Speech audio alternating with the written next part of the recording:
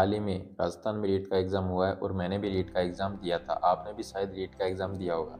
तो दोस्तों कैसा पेपर आया, कैसा नहीं आया, वो आपको भी बता दें कि लेवल 1 और लेवल सेकंड में यानी कि दोनों लेवलों में इस टाइम पर भाई जो आरपीएससी पेपर बनाती है, उस टाइप के पेपर आ रहे हैं और पहली बार ऐसा हुआ राजस्थान में।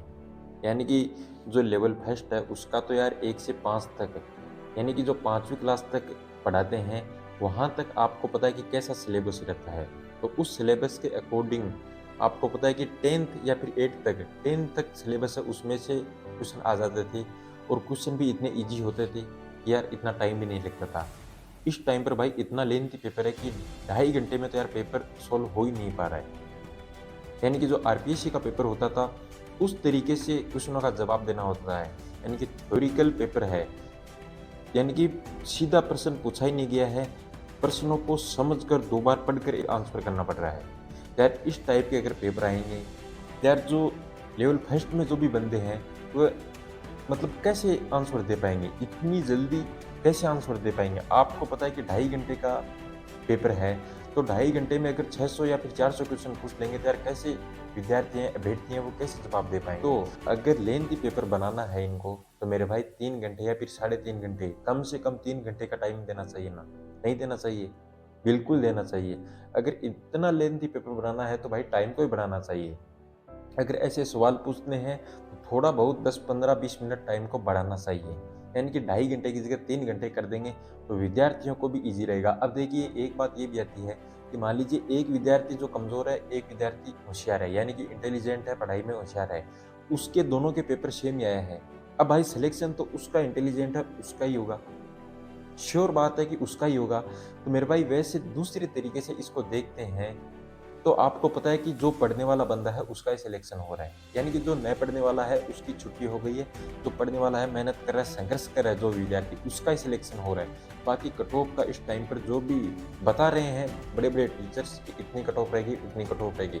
देखिए उसका एनालिसिस है, वो कोई भी नहीं कर सकता है इस टाइम पर, और जो भी कट ऑफ आपको बता रहे हैं, भाई फेल होती जा रही हैं।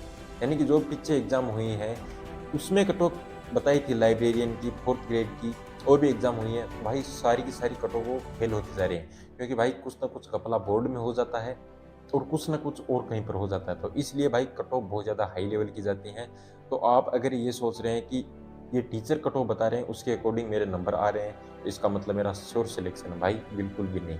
आपको ऐसा महसूस हो रहा है, अंदर से ऐसी फीलिंग आ रही है कि मेरा बहुत अच्छा पेपर गया है, मेरा हो जाएगा, एकदम अच्छा पेपर गया है, तो भाई आप श्योर हो आपका सिलेक्शन हो जाएगा।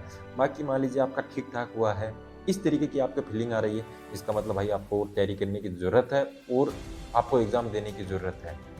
बाकी आपको कट ऑफ में बिल्कुल भी नहीं पड़ना है। अगर भाई आपका सिलेक्शन लेना है, तो आज से भाई संघर्ष करना शुरू कर दो, आज से आप मेहनत करना शुरू कर दो। मेहनत करोगे तो मेरे भाई परिणाम भी है वो आपका अच्छा रहेगा। बाकी दोस्तों आलोक राज जी ने कहा है कि पेपर आगे हैं वो ऐसे आने वाले हैं, लेंथी पेपर आने वाले हैं, थ्योरिकल पेपर आने वाले हैं। ऐसा नहीं है कि इधर-उधर देख कर, झाँक कर, किसी से पूछ कर या फिर दिमाग में सोच कर भाई ऐसे ही तुक्का लगा जाए। तुक्का लगाने वाले पेपर अब नहीं आएँगे। अब पढ़ने वाले, समझने वाले, दिमाग पचाने वाले पेपर आएँगे। तो मेरे भाई आज से ही पढ़ने लग जाओ। अगर आपको पढ़ने में रुचि नहीं लग रही है, तो भाई रुचि आपको लगानी पड़ेगी। ऐसे मेरे भाई बिल्कुल भी आपका काम चलना नहीं है। तो दोस्तों बस आपको हिम्मत को हारना नहीं है, आपको अंदर से मोटिवेट रहना है, मोटिवेट रहकर आपको आगे बढ़ना है। भाई घरवाले भी हैं, आपसे कुछ न कुछ उम्मीद लगाए बैठे हैं कि यार मेरा बेटा-बेटी है वो कुछ न कुछ बनकर घर आएगा। आपके पेरेंट्स हो, आप पर 4 पैसा कमा कर लगाते हैं, तो भाई कुछ न कुछ सोच कर लगाते हैं, कुछ न कुछ आशा लिए बैठे रहते हैं, कुछ न कुछ उम्मीद रखते हैं आपसे, इसलिए आप पर 4 पैसा लगाते हैं। तो मेरे भाई आप कहीं न कहीं रूम लेकर घर से दूर हो, सिटी में हो, घरवालों से पैसे मँगा रहे हो, तो मेरे भाई ऐसे गुलछरों में या फिर दोस्तों के साथ या फिर पार्टी में पैसे मत उड़ाओ। इन पैसों का भाई सदुपयोग करोगे, एक दिन आपकी सफलता आपके कदम चूमेगी। तो इस तरीके से भाई बैठे मत रहो, आपको दोबारा से मोटिवेट रहना है, मोटिवेट होना है और आपको उसी मैदान में आ जाना है जिस मैदान में थे। तो आपको डबल संघर्ष करना है, आपका परिणाम है वो अच्छा जाएगा। दोस्तों आगे मैं ऐसे नॉलेजफुल मोटिवेशनल वीडियोज़ बनाता रहता हूँ, इसलिए भाई चैनल को सब्सक्राइब कर देना, लाइक कर देना और एक प्यारा सा एक कमेंट कर देना। चलिए कल एक नई वीडियो मिलूँगा। जय हिंद, वंदे मातरम।